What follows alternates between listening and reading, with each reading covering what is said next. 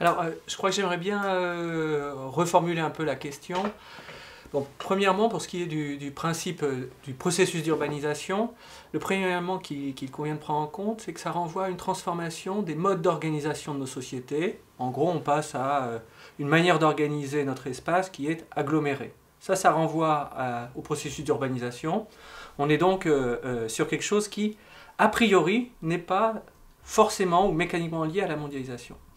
Par contre, la dynamique de métropolisation, elle, est bien, pour partie, et j'aimerais essayer de l'expliquer, liée à cette dynamique de mondialisation.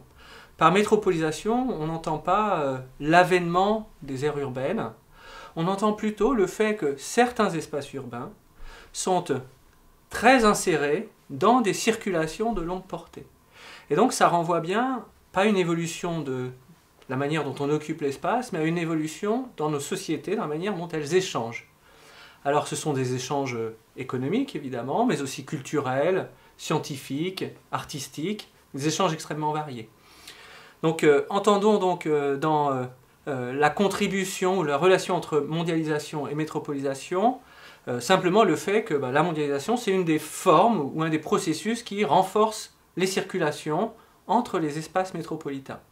Mais la construction européenne, les échanges nord-sud, ça aussi, ça participe finalement du processus de métropolisation. Alors par contre, on peut préciser les choses, c'est-à-dire qu'il y a un lien entre métropolisation et dynamique d'urbanisation, tout de même. Le lien, c'est notamment le fait que les métropoles contribuent à réorganiser les systèmes urbains. Alors ça prend plusieurs éléments. Tout d'abord, les métropoles contribuent, comme elles sont liées fortement les unes aux autres par des échanges, elles contribuent à réorganiser le système urbain qui est donc plus alimenté ou plus drainé par des flux multiples. Donc ça c'est un premier élément, mais la métropolisation, ça renvoie aussi finalement à une transformation des systèmes urbains avec la construction de régions métropolitaines qui concentrent les hommes et puis ces fonctions liées à la circulation. Donc on peut, je crois, pour résumer le propos, dire qu'il y a une différence assez forte entre métropolisation et urbanisation. L'urbanisation renvoie à un mode d'occupation de l'espace qui est plutôt l'agglomération, le fait que les gens soient réunis dans un même lieu, alors que la métropolisation, c'est une caractéristique ou un processus qui affecte certaines villes plus que d'autres et qui se traduit par la mise en mobilité de nos sociétés. Plus les sociétés sont mobiles, plus elles ont tendance à concentrer certains de leurs échanges dans des régions métropolitaines. Alors, sur les recherches sur les métropoles européennes, c'est lié à une tradition de recherche qui est désormais ancienne, à partir notamment et surtout des années 90 et 2000, se multiplient les travaux pour essayer de mieux comprendre le système urbain européen.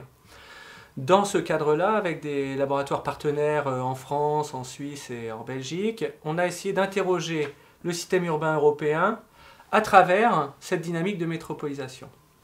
Alors la grille d'analyse que l'on avait, ça consistait finalement à observer, en gros on a observé 300 aires urbaines en Europe, dans l'Europe très élargie, à 29 pays. Et on a essayé de comprendre comment chacune de ces aires urbaines s'insérait dans des circulations à la fois à l'échelle européenne et à l'échelle plus vaste, à l'échelle mondiale.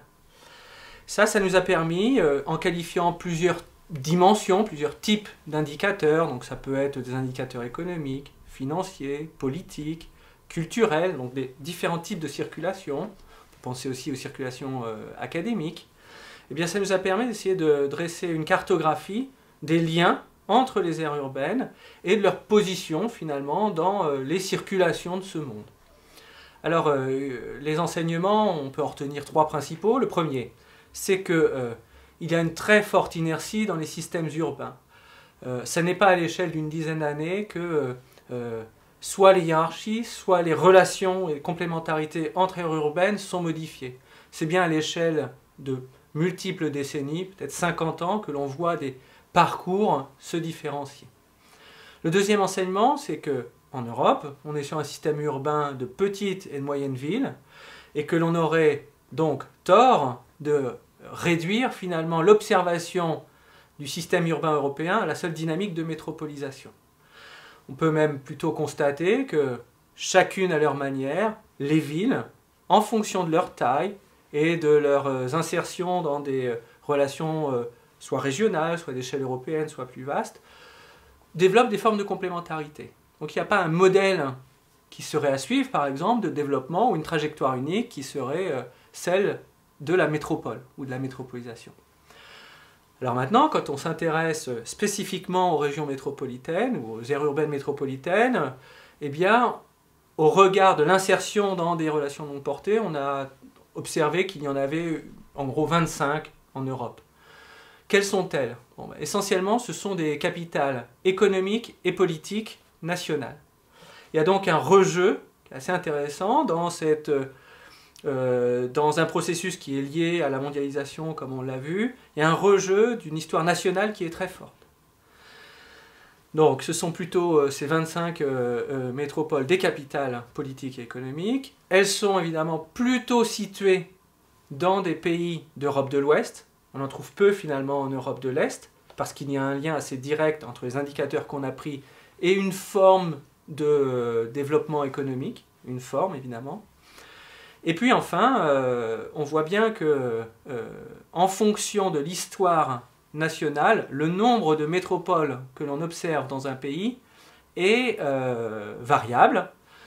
Dans les pays de tradition très centralisée, jacobine, comme en France ou bien dans le cas du Royaume-Uni, on n'a qu'une seule métropole qui se distingue nettement, Londres et Paris en l'occurrence.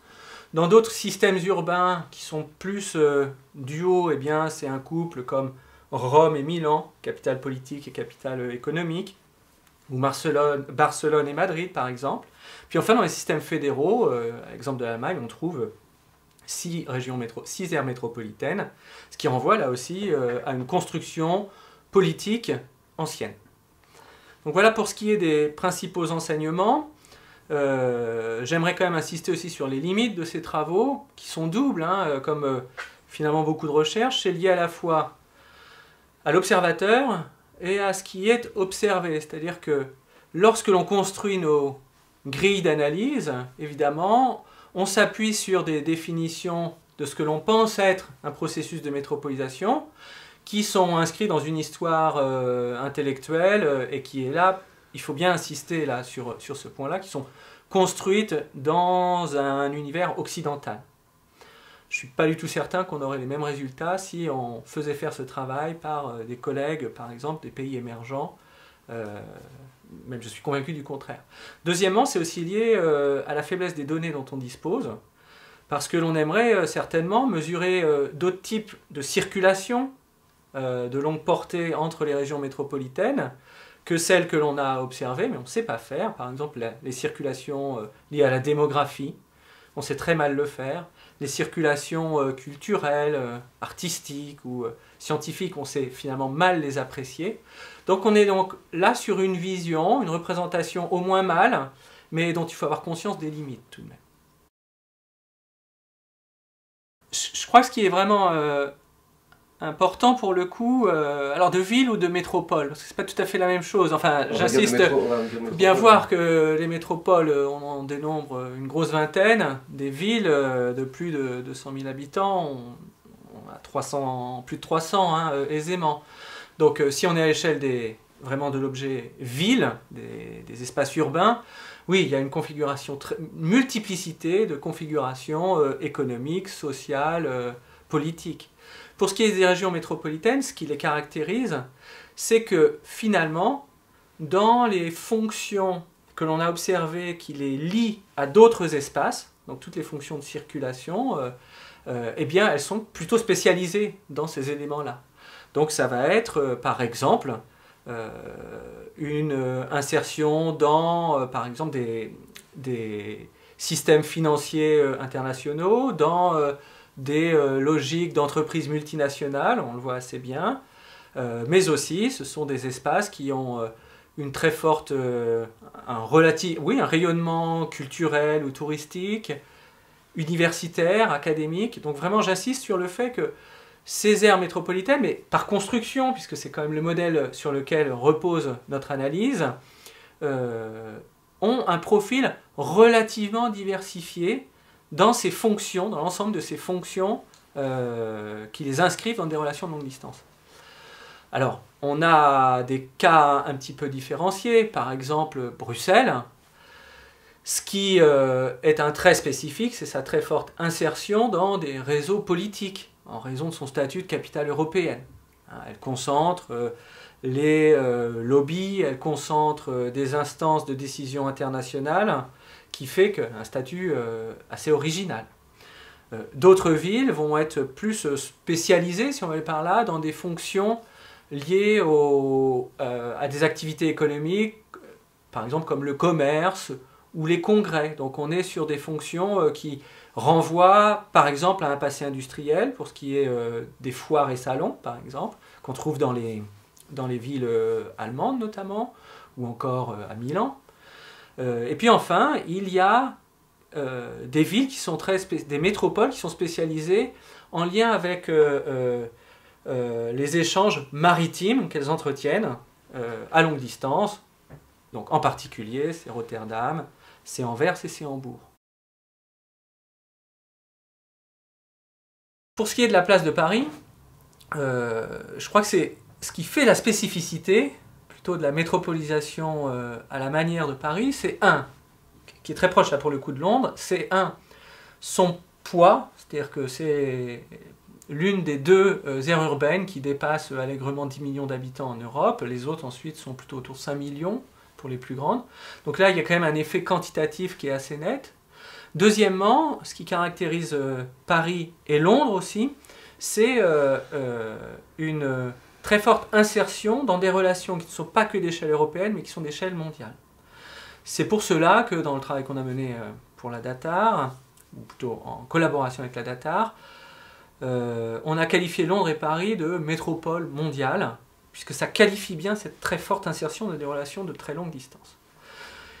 Et puis, évidemment, la troisième spécificité, qui est encore plus marquée là pour Paris que pour Londres, la troisième spécificité de Paris, c'est qu'elle n'est pas spécialisée. Donc sa spécificité, c'est sa diversité. Dans l'ensemble des fonctions qu'on a regardées, Paris est plutôt surreprésenté par rapport à la moyenne des aires urbaines européennes dans les fonctions de circulation, donc économique, culturelle, touristique, etc.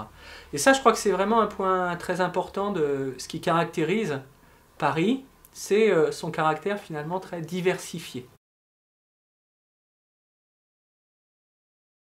Je ne saurais pas dire si la concurrence est accrue entre les métropoles ou les villes en Europe.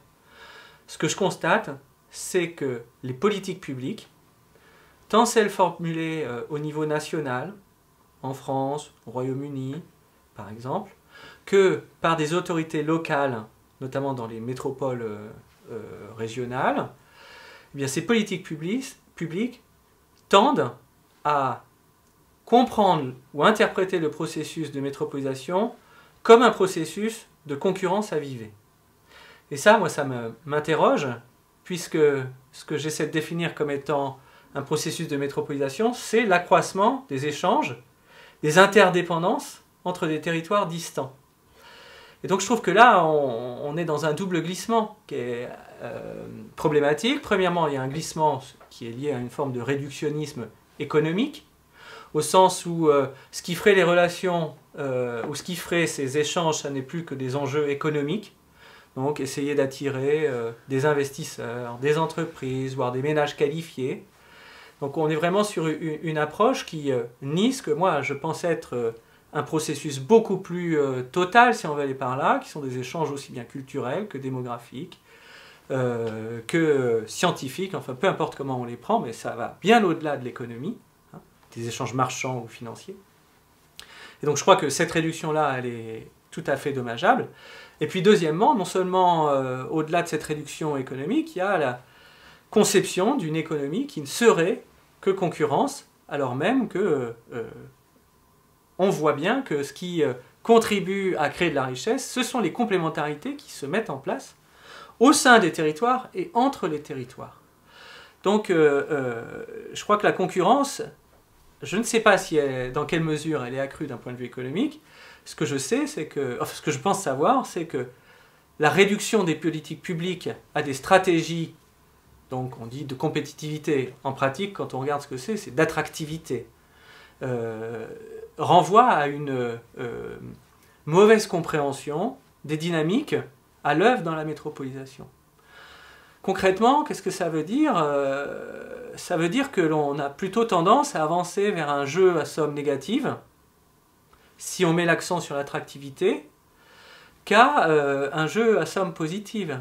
Pour l'expliquer, ce jeu à somme négative, c'est que à chercher à attirer des investisseurs, des entreprises ou des ménages qui sont ailleurs, on consacre de l'investissement public à développer des campagnes de marketing territorial, voire des incitations fiscales qui ont un coût, mais on ne fait que déplacer finalement des ressources d'un endroit à un autre.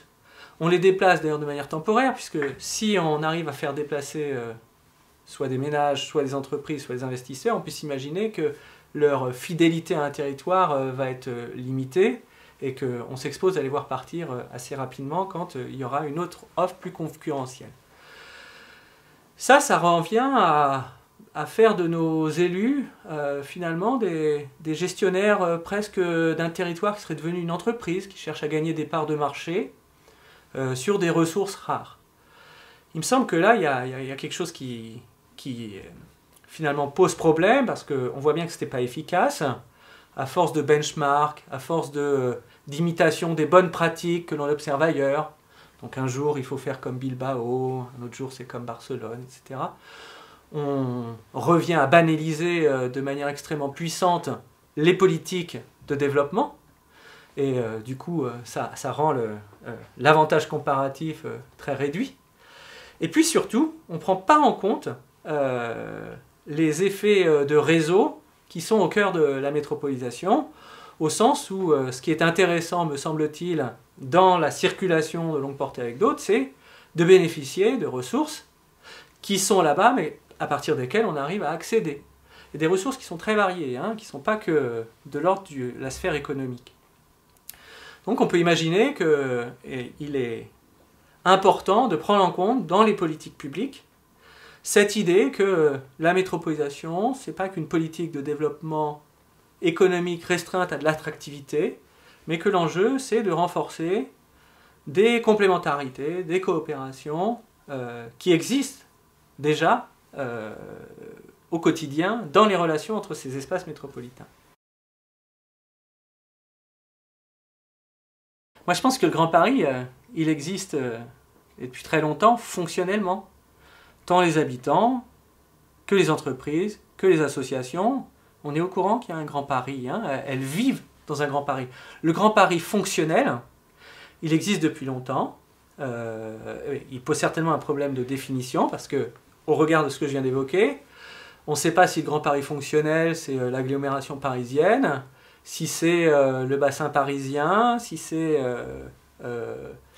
la France où les résidents de l'agglomération parisienne vont soit en vacances, soit réaliser leurs activités d'affaires, ou si même le Grand Paris, c'est pas aussi bien Bangalore ou Los Angeles que Montreuil. Donc ça, il y a des vrais problèmes définitionnels, mais les gens, les habitants, je veux dire, les associations et les entreprises sont au courant qu'il y a un Grand Paris dans leur pratique, me semble-t-il. Je caricature peut-être un peu le trait. Ce qui pose question, c'est la construction d'un outil de gouvernance pour essayer d'améliorer l'action collective à l'échelle de l'agglomération. Et là, de ce point de vue-là, on voit bien les errements, les atermoiements qui ont lieu, parce qu'on est pris dans une logique où il conviendrait finalement, si on veut essayer de travailler pour être en osmose avec ces territoires qui sont pris en réseau, il conviendrait d'arriver à développer des politiques publiques qui pensent multi-échelle. Et pourtant, l'action publique, ou les élus, eux, ils sont toujours fortement tenus à leur territoire, à leur circonscription, c'est-à-dire une vision fermée du territoire, alors que le territoire fermé est débordé de toutes parts, et dans de nombreuses manières, avec des circulations de très longue portée ou plus courtes. Donc là, il y a vraiment une tension, je crois, entre l'action institutionnelle, l'institutionnalisation de la métropolisation et le fonctionnement à proprement parler. C'est pas très grave, certainement, ces tensions elles ont toujours lieu hein, entre le territoire fonctionnel et le territoire institutionnel, sauf si on en vient à faire de la dynamique de métropolisation juste un outil de réorganisation du pouvoir entre des élus notamment qui s'efforcent eh bien, de trouver leur place à l'occasion de cette dynamique de métropolisation sans pour autant prendre en compte ces enjeux multi-échelles. De ce point de vue-là, la construction du Grand Paris en tant qu'outil de gouvernance tel qu'on le voit apparaître reflète plus, il me semble, quelque chose qui est moins de l'ordre de la mise en cohérence de nombreux acteurs, mais bien de la construction d'un outil institutionnel, d'un gouvernement qui pose des questions en termes de représentativité et qui fait l'objet d'une tension entre des élus qui tirent leur légitimité de la représentation démocratique à travers le vote, mais dans lesquels on ne voit pas bien apparaître, autrement qu'à travers donc, le geste du vote, les habitants, les associations, les entreprises. Bref, il y a quelque chose qui pose question. On peut se demander à quel point finalement, à l'occasion des enjeux métropolitains, il n'y a pas une forme de confiscation, le mot est peut-être un peu fort, mais de reprise en main autour d'enjeux vraiment de construction institutionnelle qui prennent le pas finalement sur la réponse à des problèmes ou des enjeux qui sont extrêmement forts par ailleurs.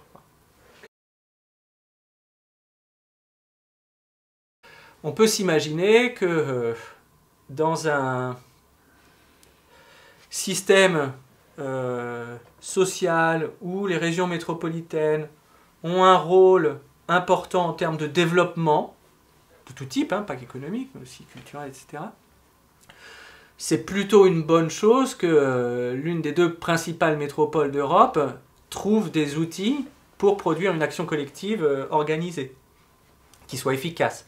J'imagine que ça peut être quelque chose de plutôt efficace, mais d'utile, mais de là à dire que c'est un enjeu central, on voit bien que c'est pas du tout le cas hein, dans ces élections-là. On peut même dire que d'une manière plus générale, le fait urbain n'est pas représenté pour l'instant, hein, il ne reste pas beaucoup de temps, dans la campagne, ni même dans les politiques publiques. Il y a bien sûr des déclarations d'intention, quelques programmes, mais on sent bien que ce n'est pas quelque chose qui, me semble-t-il, est au cœur de l'action de la Commission européenne, par exemple.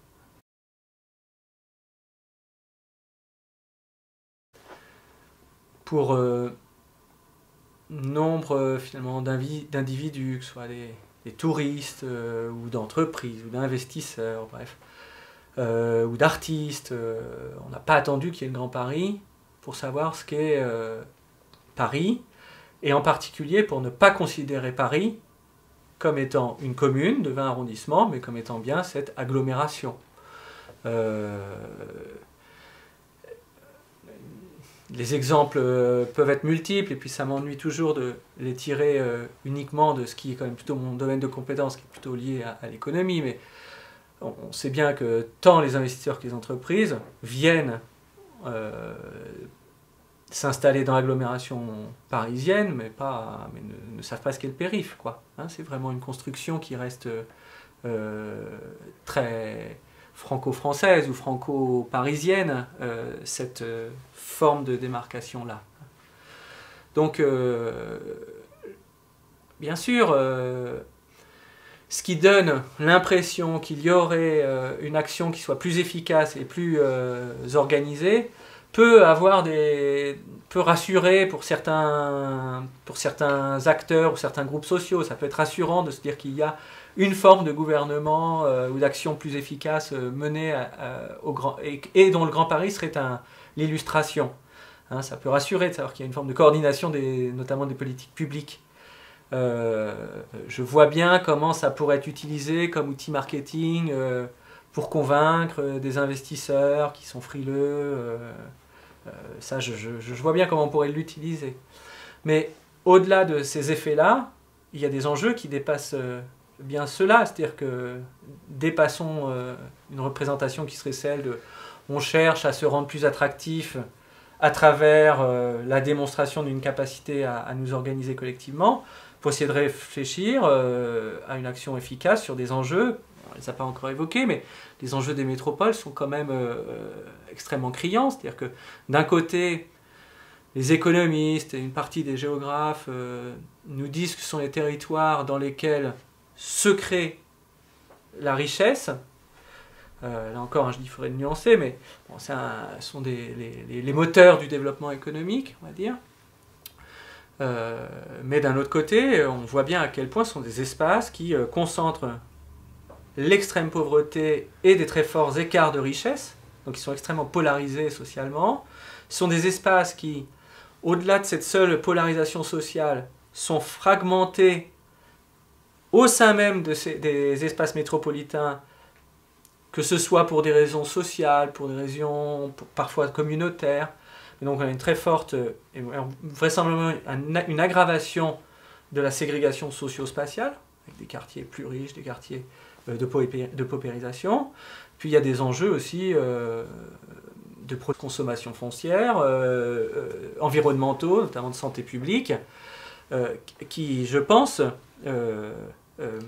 sont criants. Hein. Donc surtout ne pas faire ou ne pas voir une espèce de panacée. Il n'y a pas un modèle unique de bonne métropole, ça n'existe pas. La métropolisation n'est pas une fin en soi, hein. Ça peut être éventuellement un moyen pour créer de la richesse, puis surtout de réfléchir à sa redistribution, c'est-à-dire à limiter la pauvreté ou les inégalités de richesse, et puis évidemment réfléchir à la limitation ou à la préservation des ressources naturelles.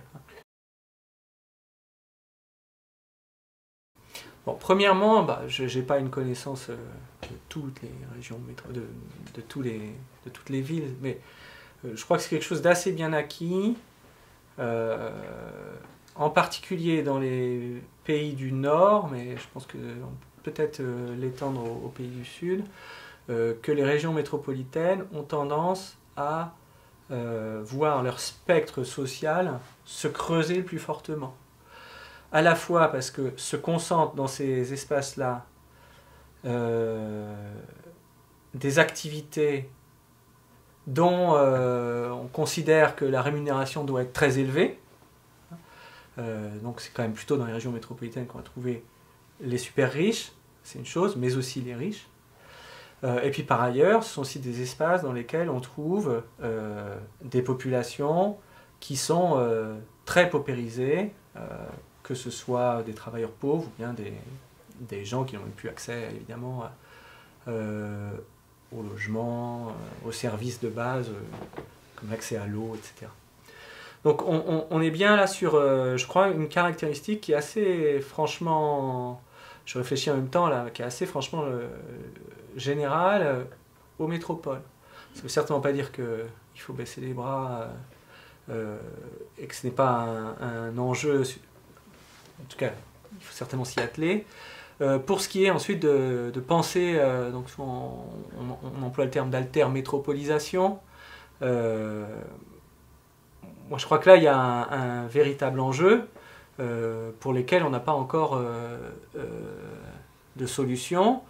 Je ne sais pas dans quelle mesure remanier le Lego institutionnel, ça peut suffire à régler ces enjeux urbains, sociaux et environnementaux. Il me semble que c'est aussi de l'ordre de la priorité des politiques publiques, des priorités qu'on se donne, que cela compte. Donc peut-être que c'est un enjeu pour certains de mettre la main sur le nouveau Lego pour ensuite faire peser leurs valeurs et leurs projets et proposer des formes d'alter-métropolisation. Mais c'est sûr que simplement une réforme institutionnelle, si c'est ce qu'on entend par le Grand Paris, et malheureusement c'est bien ce qui semble l'emporter en ce moment, la solution ne peut pas venir que de ça, me semble-t-il. Donc on est plutôt sur une réflexion sur d'autres modèles sur de nouvelles priorités dans les valeurs qui sont poursuivies en termes de développement. Les travaux que je mène sur d'autres régions métropolitaines ou d'autres très grandes villes, notamment en Inde, alors évidemment les comparaisons sont extrêmement difficiles à réaliser, mais il y a des choses que j'aimerais mettre en valeur, c'est notamment le fait que dans les villes indiennes ou dans les villes de pays émergents, notamment en raison d'une très forte proportion de populations qui sont très pauvres, il y a une mise en cause populaire de modèles de développement économique qui seraient justement inspirés de ce que l'on peut faire aux États-Unis ou en Europe. Parfois on parle de politique néolibérale pour insister sur le fait qu'il faut être compétitif globalement, attractif, etc. Et je trouve qu'il y a des formes de contestation qui sont très fortes et qui insistent et retrouvent avec un certain à propos des travaux que l'on observe par exemple dans des courants de pensée comme ce qu'on appelle l'économie territoriale, qui insistent sur le fait que les trajectoires de développement des métropoles, elles doivent être spécifiques à chacune des histoires locales, et que c'est en travaillant plutôt sur ce qui fait la spécificité des économies locales, des sociétés locales, que l'on peut penser l'insertion dans un monde plus globalisé. Donc on observe des contestations très fortes, ça peut être dans les villes brésiliennes en ce moment, ça peut être en Inde, face à des modèles qui proviendraient soit de grandes institutions financières, soit de multinationales, et qui viseraient à conformer les politiques publiques à un agenda plutôt néolibéral, notamment à considérer que les politiques publiques, ça sert avant tout à soutenir la création de richesses plutôt qu'à réduire la pauvreté. Et je trouve que de ce point de vue-là, cette politisation profonde, on ne la voit finalement, et qui est portée par la société civile, entre guillemets, société civile, je trouve que ça, on le voit beaucoup moins dans nos régions métropolitaines. On a vu des mouvements comme Occupy Wall Street ou les Indignés, et je crois que ça... Enfin, on peut s'inquiéter sur le fait que ça risque bien de faire long feu, ces mouvements-là, et que la construction du Grand Paris en tant qu'outil de gouvernance pose la question directement de la place des habitants, du projet collectif qu'on peut avoir, bien au-delà du Lego institutionnel qu'on est en train de construire. Donc je crois que là, insister, pas pour tomber dans un localisme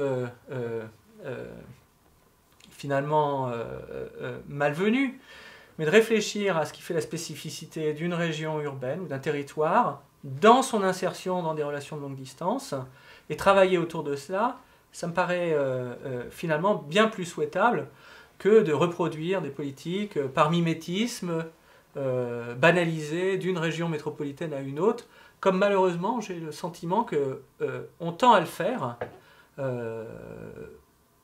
notamment en France, mais d'une manière plus générale dans certaines villes des pays du Nord, voire pour un peu du Sud.